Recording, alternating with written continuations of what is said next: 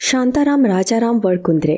जबान फिसलती थी, इसलिए पंजाबी, बंगाली और उत्तर प्रदेश के लोग उन्हें वी शांताराम पुकारते थे। हिंदी और मराठी फिल्म जगत के कुछ मात्र महान फिल्मकारों में उनका नाम शुमार है, लेकिन बाकी लोगों के जैसे इनका प्राथमिक जीवन सुखमय बिल्कुल भी नहीं था। किसे पता था, स्कूल की पढ़ाई आधे में छोड़ने वाला और पिता के छोटे से होटल में चाय के कप धोने वाला ये मामूली लड़का हिंदी सिनेमा का आधारशिला बन जाएगा। हर बात की शुरुआत कल्पना से होती है। शांताराम साहब भी चाय के कप धोते हुए सपनों की दुनिया में खो जाते थे। आंखें बंद करने के बाद उन बर्तनों का कर्कश आवाज मधुर संगीत में बदल जाता था और खुद को रंगमंच के बीचों बीच देखने लगते थे। लेकिन क्या तालियां, सीटियों का लुभावना काल्पनिक प्रसंग सच हो सकता था? क्या अभिनय के रास्ते पर चलकर घर की गरीबी मिट सकती थी? ये सवाल शांताराम को परेशान कर रहे थे। लेकिन एक दिन प्रकाश की छोटी सी किरण ने उनके मन के अंधेरे को मिटा दिया। उनके जीवन में रोशनी लेकर आने का काम किया बाबूराव मिस्त्री ने। रिश्ते से तो वे उनके कजिन भाई थे, लेकिन उनके और शांताराम के परिवार की हालातों में जमीन आसमान का फर्क था। जैसा कि हम हमेशा बताते हैं, मराठी फिल्म जगत के शुरुआती दौर के सभी महान हस्तियां एक दूसरे के रिश्तेदार थे। और यहाँ भी बताना जरूरी है, बाबूराव पेंटर ने साल 1918 के ज़माने में कोल्हापुर में महाराष्ट्र फिल्म कंपनी खोली थी।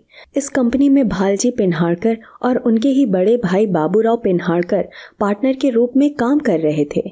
ये किस्सा उस दौर का है जब कोल्हापुर शहर को फिल्म जगत की राजधानी माना जाता था। उसके बाद पुणे और कोलकाता ने वो ऐतिहासिक दौर देखा। फिर हमेशा के लिए मुंबई फिल्म जगत का केंद्र बिंदु बन गया। बाबूराव पेंटर ने शांताराम को कोल्हापुर बुला लिया। उस वक्त शांताराम की उम्र 19 साल की थी। छोटे छोटे कामों में हाथ बटाने के बाद बाबूराव पेंटर ने उन्हें साल 1921 की फिल्म सुरेखा हरण में भगवान कृष्ण का किरदार दिया।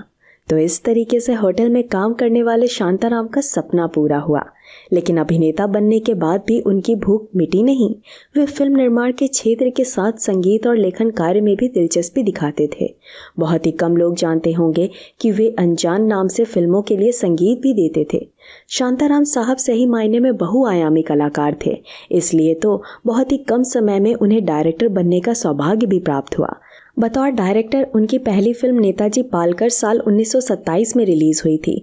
इस फिल्म के बाद उनके और महाराष्ट्र फिल्म कंपनी के अन्य लोगों के बीच मतभेद होने लगे। इस बात से नाराज होकर शांताराम साहब ने कोल्हापुर में ही प्रभात फिल्म कंपनी इस नाम से खुद का बैनर बनाया। कुछ साल कोल्हापुर में काम करने के बाद उस स्टूडियो को पुणे लाया गया। यहाँ ये बताना जरूरी है कि प्रभात स्टूडियो में बनी अयोध्या राजा पहली मराठी टॉकीज फिल्म थी। शांताराम साहब और उनकी फिल्मों के किस्से तो अनेक हैं, लेकिन इस वीडियो में हम उनके पारिवारिक जीवन पर अधिक ध्यान देंगे। महाराष्ट्र फिल्म कंपनी में परमानेंट होने के बाद शांताराम की शादी विमलाबाई से हुई। उस वक्त विमलाबाई की उम्र सिर्फ 12 साल की थी। इस शादी से एक बेटा और 3 बेटियों का जन्म हुआ, प्रभात, सरोज, मधुरा और चारुशिला। मधुरा बताती हैं, मेरे पिताजी ने उनसे शादी कर ली जिनसे उन्हें प्यार हुआ। मुझे याद है जब वे भारत की पहली कलर फिल्म बनाने के लिए जर्मनी गए हुए थे। वहाँ जेनी नामक विदेशी महिला उनकी असिस्टेंट के रूप में काम कर रही थी। मेरे पिता बड़े हैंडसम हुआ करते थे। उन्हें देखकर वो विदेशी महिला मेरे पिता के मुंह में विलीन हो गई। लेकिन जैसा कि मैंने कहा, मेरे पिता ने सिर्फ उनसे शादी की थी जिनसे उन्होंने प्यार किया था। लेकिन क्योंकि वे सिर्फ काम के सिलसिले जर्मनी आए हुए थे, इसलिए उन्होंने जेनी से दूर रहना उचित समझा। एक दिन जेनी ने उन्हें अपने कमरे में बुलाया और नग्न अवस्था में उनके सामने आ गई। उस वक्त मेरे पिता ने उन्हें कपड़े पहनने को कहा और पीछे मुड़कर कमरे से बाहर आ गए। मेरे पिता के साथ इसी तरह की एक घटना साल 1921 के दौरान में भी हुई थी। महाराष्ट्र फिल्म कंपनी में वे असिस्टेंट के रूप में काम कर रहे थे। बाबूराव पेंटर ने उन्हें सभी कलाकारों के कमरे में जाकर उनका मेकअप देखने का काम दिया हुआ था, लेकिन दुर्भाग्य से वे एक अभिनेत्री के कमरे में जा पहुंचे। वहां वो अभिनेत्री बिना कपड़ों के ही खड़ी थी, लेकिन अगले ही पल मेरे पिता ने अपना मुंह दूसरी तरफ मोड़कर उन्हें जल्दी से तैयार होने को कहा। आपके मन में सवाल आया होगा कि एक बेटी अपने पिता के बारे में ऐसी बातें क्यों बोल रही है। दरअसल मधुरा साबित कर रही थी कि उनके पिता ने भले ही 3 विवाह किए थे, लेकिन वे स्त्रियों के प्रति लालची नहीं थे। 3 बार शादी करने के पीछे भी छोटी छोटी कहानियां छुपी हुई हैं। तो चलिए उन कहानियों पर प्रकाश डालते हैं। शांताराम की पहली पत्नी विमल शादी से पहले ही अनाथ हो चुकी थी। उन्हें एक छोटा भाई भी था। आगे चलकर उसकी भी टीबी के चलते मौत हुई। मधुरा के अनुसार उनके इलाज के लिए शांताराम ने बहुत सारे पैसे खर्च करे थे। 4 बच्चों के जन्म के बाद विमला बाई को एक मानसिक बीमारी हुई। हिस्टीरिया नामक उस बीमारी के चलते विमला बाई बिना किसी वजह से रोने लगती तो कभी हंसने लगती। लेकिन साल 22 अक्टूबर 1941 के दिन शांताराम की दूसरी शादी की खबर मिलते ही विमल को बड़ा सदमा लगा। इस सदमे से वे खुद ब खुद बाहर भी आईं। एक दिन मधुरा ने अपनी माँ विमल से पूछा, क्या आपको पापा पर गुस्सा नहीं आया? इस पर विमल ने जवाब दिया, मैं तो एक अनपढ़ औरत हूँ। तुम्हारे पिता ने मुझे गरीबी से उठाया है। अगर मैं उन्हें छोड़कर चली जाऊंगी तो मुझे लोगों के घर बर्तन धोने का काम करना पड़ेगा। उससे अच्छा है मैं इस घर में ही काम करती रहूं। विमला का कहना बिल्कुल ही निराशाजनक था। पति के फैसले के खिलाफ वो ना ही आवाज़ उठा पाई और ना ही दुख प्रकट कर सकती थी। इसलिए उन्होंने समय के साथ चलना ठीक समझा। शांताराम की दूसरी पत्नी जयश्री उस दौर की नवोदित अभिनेत्री थी और शांताराम की मराठी फिल्म शेजारी में उन्हें पहली बार बड़े पर्दे पर उतरने का मौका मिलने वाला था। लेकिन फिल्म के शूटिंग के दौरान उन दोनों में नज़दीकियां बढ़ी और जयश्री देखते देखते उनके ही स्टूडियो में उनके साथ रहने लगी। यहाँ इस बात को भी समझना ज़रूरी है कि 1941 के साल में ही शांताराम साहब प्रभात स्टूडियो से अलग हो चुके थे। बेशक उस स्टूडियो को खुद शांताराम ने बाकी पार्टनर्स के साथ बनाया था। 1929 में अपने बेटे के नाम पर उस स्टूडियो का नाम रखा गया। इसी स्टूडियो में पहली मराठी बोलती फिल्म बनी। लेकिन 1941 में पैसों के लेन देन के चलते शांताराम प्रभात से अलग हो गए और मुंबई में वाडिया मूवी टोन नामक एक प्रसिद्ध स्टूडियो की इमारत में कुछ जगह खरीदकर राजकमल कला मंदिर का शिलान्यास किया। इस तरह से शांताराम के पास 2 बीवियों को रखने के लिए अलग अलग जगह भी बन गई। आपको बता दूं, शांताराम के पास कुल मिलाकर 3 घर थे। एक प्रभात स्टूडियो के नज़दीक वाला घर जहां आज FTII है और एक घर कोल्हापुर में जहां पर एक 5 स्टार होटल है जिसे उन्हीं की बेटी चला रही हैं और एक घर मुंबई के परल इलाके में जहां आज भी राजकमल कला मंदिर के अवशेष देखने को मिलते हैं। शांताराम साहब बताते हैं कि उनके जिस महिला से शादी हुई उन्होंने उन्हें अपना नाम दिया था, लेकिन बात प्रॉपर्टी की करें तो उस पर पहला हक पहली पत्नी के 4 बच्चों का था। खैर, कुछ सालों के भीतर ही जयश्री ने 3 बच्चों को जन्म दिया, राजश्री, तेजश्री और एक बेटा किरण। अब राजश्री को तो परिचय की ज़रूरत ही नहीं है। वो पुराने दौर की बहुत ही चर्चित अभिनेत्री रही हैं। मधुरा बताती हैं, हम 4 भाई बहन और जयश्री के 3 बच्चे एक साथ खेलते थे। हमारे बीच कभी लड़ाई नहीं हुई और ना ही जयश्री को लेकर विमल बाई शांताराम से लड़ती थी। हम सब खुशी से एक साथ रहते थे। मेरे पापा प्रतिदिन 1 घंटा हमारे साथ बिताते थे और मुंबई लौट जाते थे।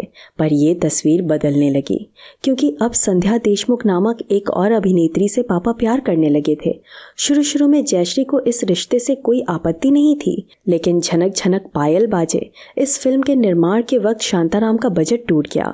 इसलिए उन्होंने अपनी दोनों बीवियों को अपने गहने गिरवी रखने को कहा। विमल ने बिना कुछ पूछे अपने गहने दे दिए, लेकिन जयश्री ने गहने देने से इनकार किया। यहाँ से दोनों में तनाव बढ़ा और शांताराम संध्या के नज़दीक आ गए। दुर्भाग्य से 13 नवंबर 1956 को जयश्री और शांताराम का तलाक हुआ। इस सिलसिले को शांताराम ने इस तरीके से अंजाम दिया कि सब देखते रह गए। तलाक लेने के 40वें दिन उन्होंने संध्या से शादी कर ली और इस बार भी विमल को अपने मुंह पर ताला लगाना पड़ा।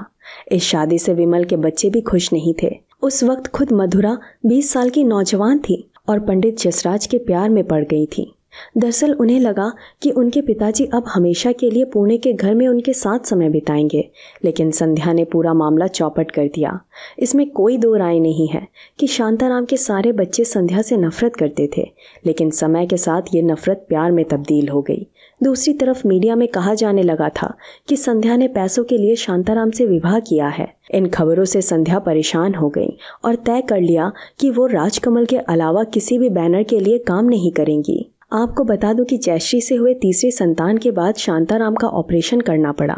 इस ऑपरेशन के बाद वे कभी भी पिता नहीं बन सकते थे, इसलिए संध्या आजीवन निसंतान रही।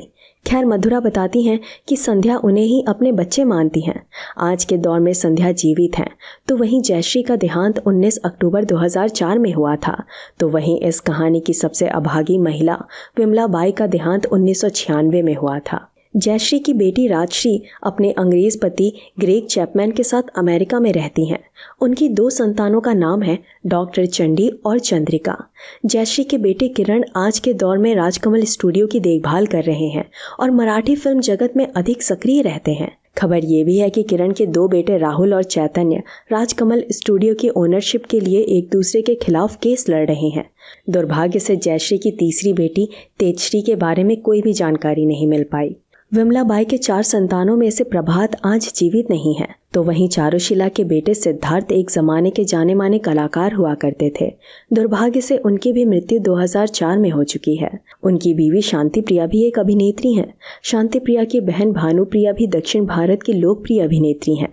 विमला बाई की सबसे बड़ी बेटी सरोज की शादी सोली इंजीनियर नामक एक पारसी उद्योगपति से हुई है। कोल्हापुर का वैली विव ग्रैंड होटल पर आज सरोज का मालिकाना हक है, तो वहीं मधुरा की शादी प्रसिद्ध संगीतकार पंडित जसराज से हुई है।